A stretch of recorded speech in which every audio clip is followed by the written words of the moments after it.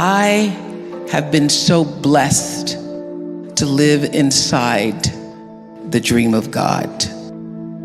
I figured out early on, I had these dreams for myself. I used to tell my father, I'm going to live in a house on a hill. I'm going to have $1 million. And I learned early in my career that the dream I had for myself couldn't compare to the dream that life had for me. So I figured out how to lean into life, and allow the flow that was designed for me to follow, to allow that flow to be my guide. And every decision I've ever made has come from listening to the flow that represents the truth in me that is also the truth in you. You already know the truth. You've been making decisions, having choices fulfilled throughout your life since you were a kid. And being able to make the right choice based upon what is the truth of you is the dream and prayer I hold for you today. Because being able to do that has led me to this stage and many other stages throughout the world. It's the truth. Everybody has what I call this instinct, this inner voice. It's called by many names: intuition, the divine, the flow, but everybody has it. And the truth is, every decision I've ever made that led me to the right space and place in my life, I got there because I relied on that inner voice, the truth of me. When I was 30 years old and about to leave Baltimore, because I felt something inside, that thing, that instinct, that flow, that truth that said, it's time to move on. And every single person around me, except for my best friend Gail, that's why she is my best friend Gail, said, you shouldn't move to Chicago. You should stay here. My bosses said, you're right here in Baltimore. You're little fish in a big pond. You can grow old here. I go, that's the problem. I don't want to grow old doing the evening news here. So I listened to that inner voice that said, go. And I knew whether I got the job in Chicago, which of course I did, or not, that it was time to leave because the truth of me was urging me forward. And every decision I made after coming to Chicago, when everybody said, you should just take a salary. It's too big of a risk to own yourself, to own your show. What if that show fails? Then you're stuck. I said, I'm gonna bet on myself, because the truth of me, the inner voice that I was allowed to get still and feel, said, take the risk, bet on yourself. Every decision I've ever made, I've come back to that space and allowed myself to live in the place of intentional living. About 1989, after I'd been doing my show for 3 years, I ran across a book called The Seat of the Soul by Gary Zukav. And in it, he talked about how every action is followed by a reaction, which we all know is the third law of motion in physics. But he also said that before there's even a thought or an action, there is an intention. Something struck me about that. There's an intention that it precedes every thought and every action, and the outcome of your experiences is determined by the intention. At the time, I was the kind of woman who tried to do everything that everybody wanted me to do, because I just started making money. The amount of money I made was being published. I got a lot of cousins instantly. A lot of people I used to know in school and friends of mine who all needed things, and I had problems saying no. So this principle of intention is what literally saved and changed the trajectory of my living, because I started to make my decisions based on what I intended, not just what somebody else wanted me to do or what I thought would please them, but what do I really intend to happen from the outcome of this decision or this choice?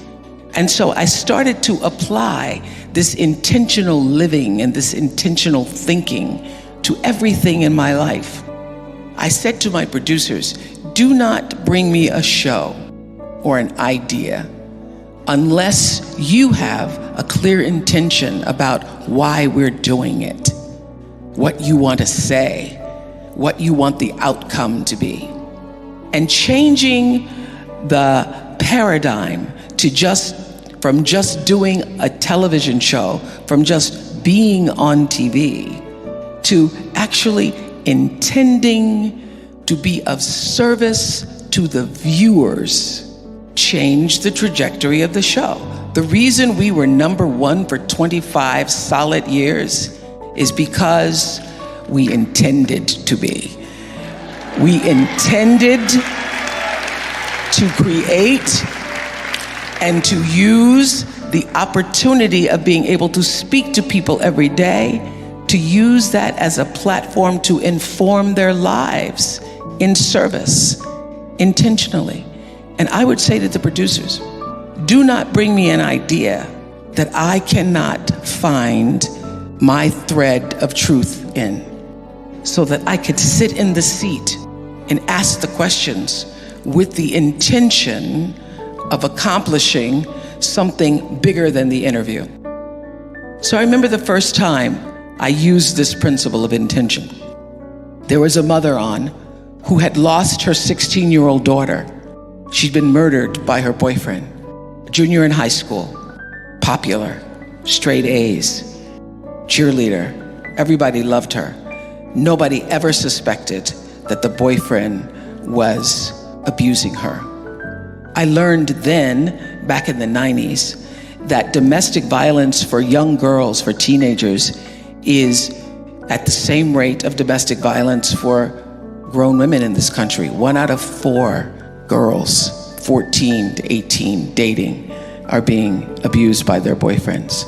So this girl had hidden it from her mother and her friends, because girls hide it because they don't want anybody to know, and also because they want to keep the boyfriend.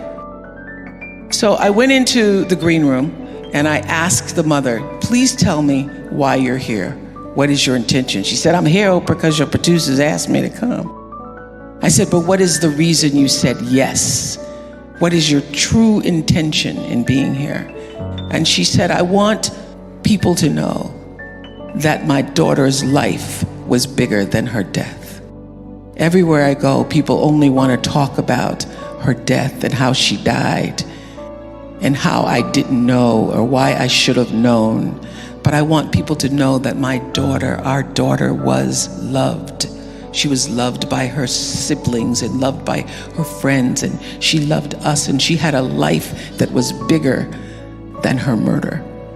And I said, good, I can do that. I can make sure that people know that your daughter's life meant something, that her being here on the planet Earth for 16 years truly mattered. And here's my intention. I want everybody who hears your daughter's story to be able to see their friend, to see themselves, and to know that to remain silent can be a killer. And so every question that I ask you comes from the point of view of an intention to serve the life of your daughter so that her life would not have been in vain. That's the first show I won an Emmy for, when I aligned the intentions. And since that time, I don't make a decision without getting still, checking in with my inner truth, with what is the real reason I'm doing anything. Fail big. That's right. Fail big. Today is the beginning of the rest of your life, and it can be very frightening. It's a new world out there. It's a mean world out there, and You only live once. So do what you feel passionate about. Take chances professionally. Don't be afraid to fail. There's an old IQ test, was 9 dots.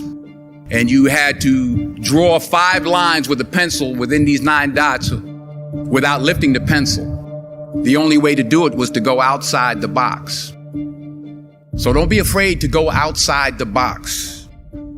Don't be afraid to think outside the box. Don't be afraid to fail big, to dream big. But remember, dreams without goals are just dreams, and they ultimately fuel disappointment. So have dreams, but have goals. Life goals, yearly goals, monthly goals, daily goals. I try to give myself a goal every day. Sometimes it's just to not curse somebody out. Simple goals, but have goals. And understand that to achieve these goals, you must apply discipline and consistency. In order to achieve your goals, you must apply discipline, which you have already done, and consistency every day, not just on Tuesday and miss a few days. You have to work at it every day. You have to plan every day. You've heard the saying, we don't plan to fail, we fail to plan. Hard work works. Working really hard is what successful people do. And in this text, tweet, twerk world that you've grown up in, remember, just because you're doing a lot more doesn't mean you're getting a lot more done. Remember that. Just because you're doing a lot more doesn't mean you're getting a lot more done. Don't confuse movement with progress. My mother told me, she said, yeah, because you can run in place all the time and never get anywhere. So continue to strive, continue to have goals, continue to progress. You'll never see a U-Haul behind a hearse. I'll say it again. You'll never see a U-Haul behind a hearse. I don't care how much money you make, you can't take it with you. The Egyptians tried it. They got robbed. That's all they got. You can't take it with you. And it's not how much you have. It's what you do with what you have. We all have different talents. Some of you will be doctors, some lawyers, some scientists, some educators, some nurses. The most selfish thing you can do in this world is help someone else. Why is it selfish? Because the gratification, the goodness that comes to you, the good feeling that I get from helping others, nothing's better than that. Well, one or two things, but nothing's better than that. Not jewelry, not big house I have, not the cars, but it's the joy. That's where the joy is, in helping others. That's where the success is, in helping others. Finally, I pray that you put your slippers way under the bed tonight, so that when you wake up in the morning, you have to get on your knees to reach them. And while you're down there, say thank you for grace. Thank you for mercy. Thank you for understanding. Thank you for wisdom. Thank you for parents. Thank you for love. Thank you for kindness. Thank you for humility. Thank you for peace. Thank you for prosperity. Say thank you in advance for what's already yours. It's how I live my life. That's why I am, one of the reasons why I am today. Say thank you in advance for what is already yours. True desire in the heart for anything good is God's proof to you, sent beforehand to indicate that it's yours already. I'll say it again. true desire in the heart, that itch that you have, whatever it is you want to do, that thing that you want to do to help others and to grow and to make money, that desire, that itch, that's God's proof to you, sent beforehand already to indicate that it's yours. And anything you want good, you can have. So claim it. Work hard to get it. When you get it, reach back. Pull someone else up. Each one, teach one. Don't just aspire to make a living. Aspire to make a difference. How did you turn your pain into purpose? Well, before the pain became a purpose, it was just an acknowledgement of what had happened to me. And one of the things we talk about in the What Happened to You book is that anything that has happened to you, and I wanted to just make this point to everybody, there's not a black woman in this room who hasn't been through something that helped her build strength, and then something else that helped you build strength, and then something else that helped you build strength. I mean, sometimes you go through so much, you say, God, don't teach me nothing else new today. I don't need no more strength building. But this is what I know, is that strength times strength, times strength, times strength. Every time you got stronger, you were building power. Because strength times strength times strength times strength equals powerful. So we're sitting in a room amongst ourselves with all of these powerful women who have their stories of what happened to you that you can now turn into post-traumatic wisdom. So what I was able to do was to take what had happened to me and to use it as an empathy builder for myself and for other people. And it is my empathy and connection that has allowed me to be the woman that I am today. And so anything that has happened to you, if you are willing to learn from it, to open up and no longer allow the stigma and shame to cause you to hide your secrets, but to know that your vulnerability is where your real strength lies, and take that pain and turn it into something meaningful for yourself. And as Maya used to say, I wouldn't take nothing for my journey now. Not even the sexual abuse, the sexual assault. You know, when I was raped, I didn't even know what a penis was. And like so many other people in this room who were also sexually assaulted when they were young, I didn't tell anybody because I knew it would be turned on me.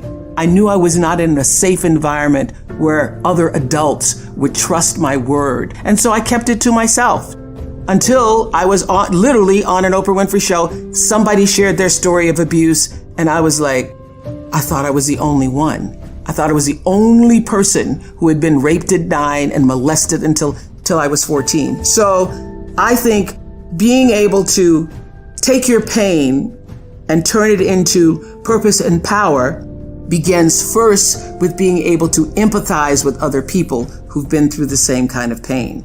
And everything that's happened to you has also happened for you, if you allow it to be. There's not one thing that has happened to you that you cannot now turn into something that is useful and meaningful in the life that you are now leading forward. God shows us how to do this in the book of Genesis. The Bible says that God stepped out on nothing and said, let there be something, and let there be light, and there was light, and the evening and the morning was the first day. And guess what? No angels, no choir, no spouse, no friends, no person came along, nobody started dancing, no praise team came along. And so God clapped for himself. He said, and it was good. And it was good. It doesn't have to be finished to be good. Some of you wait too late to clap.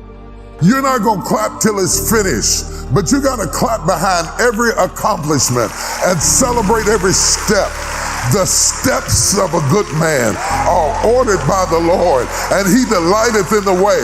And every time you take a step, you need to clap for that step, because at least I'm further than where I was. I may not be where I'm going, but I'm further than where I was. Am I talking to anybody this morning? And so you need to praise God for baby steps. Praise God for progress. Praise God for improvement. Celebrate within yourself and not be afraid to look yourself in the mirror and say, you did that well. You did that real well. You'll never be able to determine who you need in your life until you feel your own void. You'll choose somebody out of your pain, and then when you get well, you don't want them.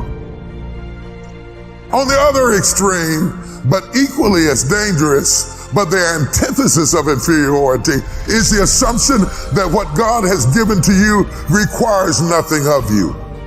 You don't put anything into it. You just received it, you got it, you think it ought to be there. Anything you add to your life requires your attention. If you have a goldfish, you have to feed it. If you get a cute little puppy, you got to walk it. If you buy a car, you're going to need oil. If you buy a car, you're going to need gas. Anything you add to your life is going to require more of you. Stop adding more than you're willing to maintain. Say this word with me, no.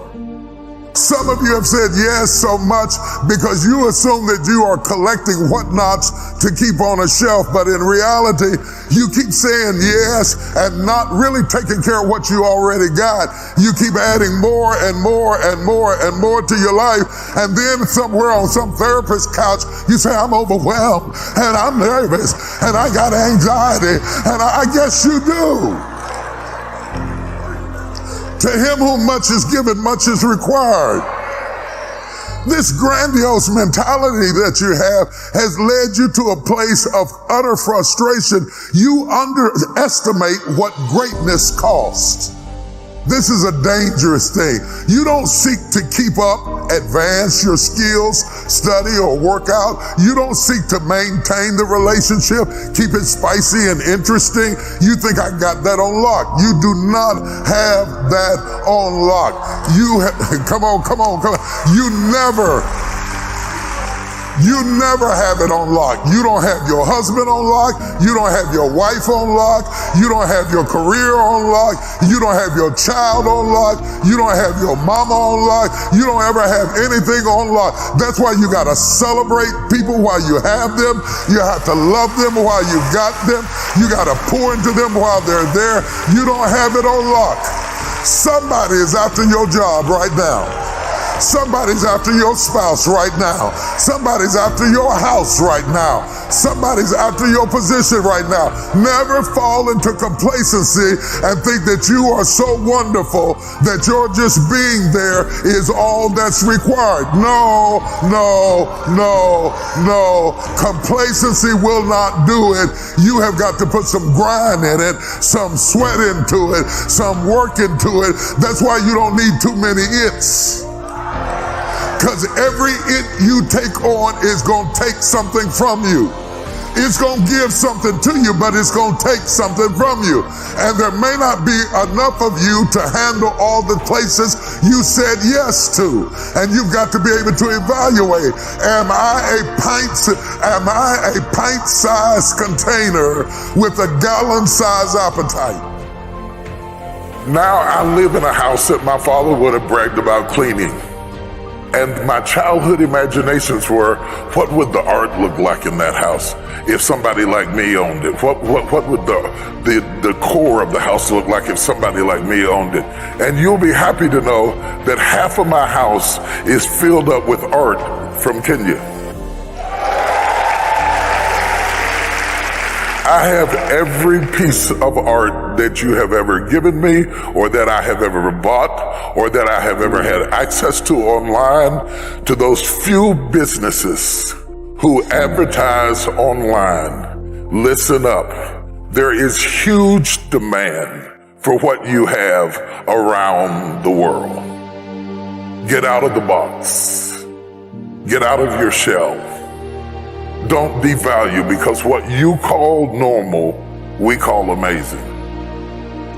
I get more hits when I post music from the services than I do over here. When I put them on social media, I get more hits from America than I do when we play our own music. The problem with greatness, when you have greatness to you might escape your mind because your greatness is also in your normal.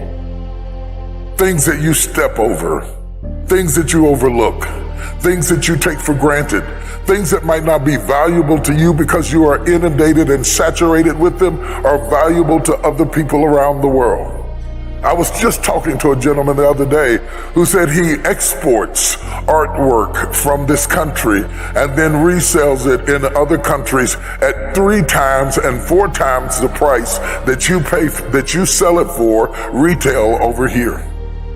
We all have to think differently. There's a book out that I highly want to recommend that you read. The book is called The World is Flat. Technology has flattened the world. There are no barriers. There are no restrictions. There are no limitations. You can go as far as you want to go if you know how to work it right. You got to start thinking differently. Your marketplace may not just be your neighborhood. It may be your world. The reason I'm standing on this stage today is because our world is much smaller. We are interconnected. We are interdependent. And that's why we need each other in order to succeed. I wrote the book of which this conference is titled after, and the book is called Soar. And the book is based on the idea that the Wright brothers stood on the ground, looked up in the air, and had a ridiculous thought.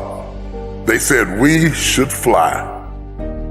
Can you imagine selling that idea at that time? It was ludicrous. And besides, they had no degree in engineering. They had no background in engineering. They had no previous experience in building anything like an airplane. They were bicyclists. They built bicycles. And the first airplane was built in a bicycle shop. You cannot use what you do not have to limit where you are trying to go. You have to take what you've got and take it and use it until you get what you want. The very first airplane was made not in an airplane hangar, not with the proper tools, not with the proper education. They lacked the resources. They had to fight for money. They succeeded where others had failed. And then they finally got the plane built. And when they built the plane and they all got it ready to fly, they had to move it all the way from, I believe it was Dayton, Ohio, to North Carolina to a place called Kitty Hawk. And they moved it all the way down there before they tried to fly it, because they understood that in order for the plane to fly, it had to be in the right wind. They moved it because the wind was right. I came all the way from Dallas, Texas, to tell you in Kenya, the wind is right for your dream. The wind is right. What does that mean? It means that in order to be successful, you have to do the right thing at the right time in the right atmosphere. And that's why there has to be a collaborative effort to get the right atmosphere for you to be successful. Praying about it is good. Talking about it is good. Having a business plan is critical.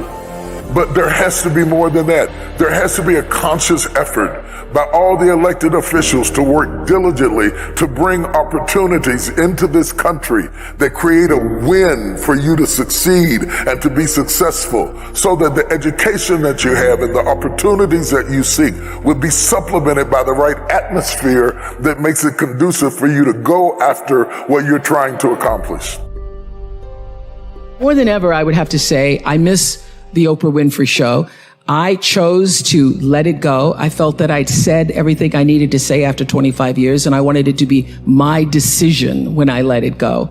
But I will say this past year, and now more than ever, I miss it, because I miss the opportunity for the spirit of constructive engagement that platform offered. So 2 weeks after the election last year, I went to a diner in Queens for Oprah Magazine with a group of women, Half of them were Trump supporters. Half of them were Hillary supporters. Nobody wanted to come to breakfast. I was like, it's going to be some great croissants. We're going to have some nice